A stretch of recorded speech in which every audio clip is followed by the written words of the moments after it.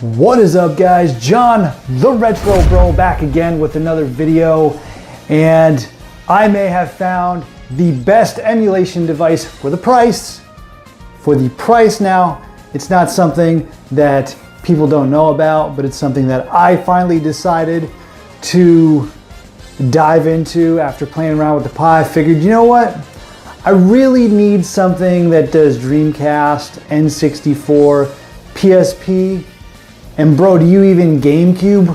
We're talking about not only a Raspberry Pi killer, but a Dreamcast replay killer. Bro, I'm talking about the Nvidia Shield. Do you even Android, bro? Let's talk about it, why I love this thing, why you need to get it, and let's see what it does.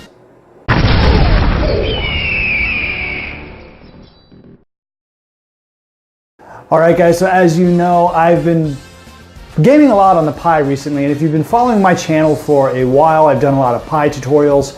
I've done a lot of streaming on my Raspberry Pi. I've done Let's Plays on there, and for the most part, I really love the Pi.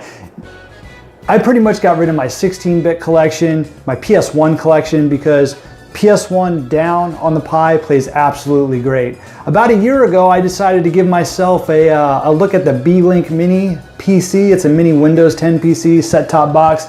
I did a review on it. I like the unit. It's played N64 pretty well for the most part, 100%. It played Dreamcast in its native resolution pretty well. Some issues with some games, but it wasn't quite what I wanted it to be. And recently it was Amazon Prime Day, so I figured, you know what, let's see what they have on sale. I follow ETA Prime. He made sure he put out that the Nvidia Shield was on sale for 140 bucks. You got the Shield and a remote, no controller, which is fine. It's got a USB, you can use a USB controller or an Xbox One controller for $140. And I figured, you know what the hell? It'll be my Gamecube player, my PSP, and pretty much everything.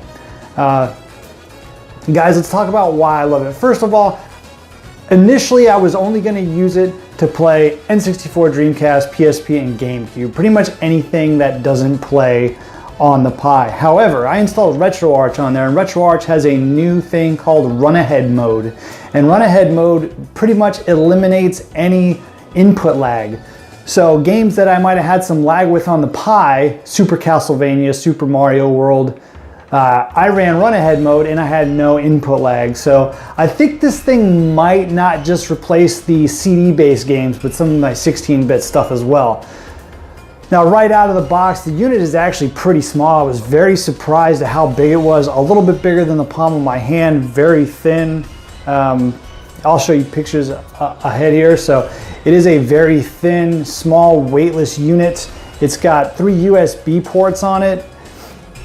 It does have Wi-Fi, Bluetooth, and it comes with 16 gigabytes of hard drive space. There is a model that has 500 gigabytes, but with the 16 gigabyte, you can go ahead and get yourself an external hard drive. That's what I did. I got a 1 terabyte external hard drive. So super simple, out of the box, very small. Setting it up, however, again, very easy. It's an Android-based device, so you go in there, you set it up like you would a Fire Stick or an Android phone. Very easy, very simple. Now, how does this thing play? How are the games? Let's get to the meat and potatoes of this thing. Bro, does this thing even HD resolution? Does it even remaster? Does it look like a remaster? How does it play? N64, right off the bat, I could get pretty much everything to play on a high-res setting. There are some things, of course, like Conquer, San Francisco Rush, for whatever reason. I always have problems with that game. You do sometimes have to bump them down to native res. You can play 007, GoldenEye on high res, however, it may get a little choppy, but again, if you run everything at its native res, it will run 100% no problem. I would say probably 80% of the stuff will run fine at the high res output at like 1080p or 720p. So N64 is great. Dreamcast, absolutely phenomenal. I have had 0 issues. I've had less issues with Dreamcast than I did N64. The only problem I had with Dreamcast was, for whatever reason, emulator on there called Recast was not finding my external hard drive, so I have to play the games off the internal hard drive. Hopefully I can find a way, or they find a way to fix that. I have not found a workaround for it yet. So if anyone out there knows how to fix that, comment below and let me know, because it drove me crazy. But again, I was getting stuff HD. Sonic Adventure 2 actually played wonderful in high res, which is great because Sonic Adventure 2 is just one of those games where it doesn't play very well. For whatever reason, my B-Link won't play it. I know the Dreamcast replay has issues playing it. It's just one of those games, unless you're running on a high-end PC, I think it has issues, especially with screen tearing for whatever reason. This had 0 issues whatsoever, ran 100% full speed. Check the footage, bro. Do you even Sonic Adventure 2? So that takes me to Gamecube. Now Gamecube I was real skeptical of because Gamecube, the Dolphin emulator, which is what you'll use on the Shield, the Dolphin emulator is a great emulator. And again, on my B-Link I had some issues, some games were okay, but I was getting most of the Mario titles, Mario Sunshine, Melee, Mario Kart Double Dash, all run at full speed. Probably 2 times the native resolution, so it's running better than its native resolution. So it's not quite a high def. I think I had it at like 480p. It was running great, no problems. There are some problems I ran into with some games, and these are games like open world games. Gun was one I had issues with.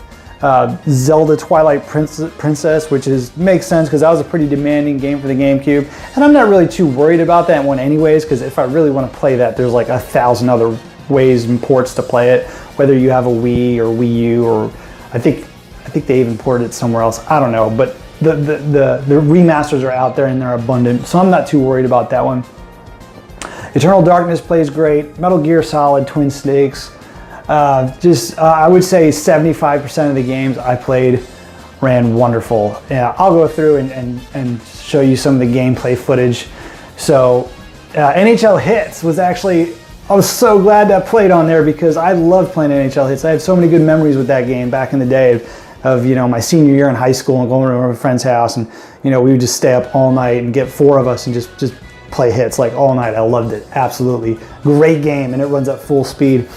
Simpsons Hit and Run I played. That runs great. It gets a little stutter here and there, but yeah, guys.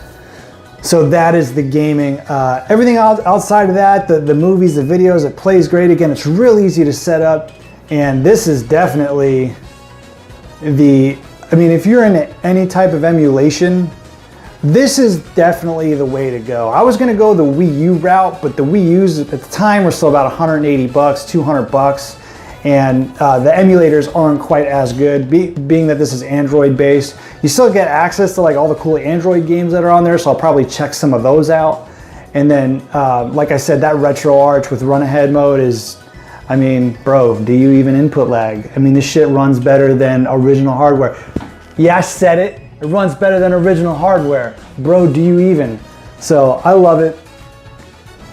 I would definitely say if you got the extra money and you're looking for an emulation device, pick it up. It's totally worth it. What more can I say, guys?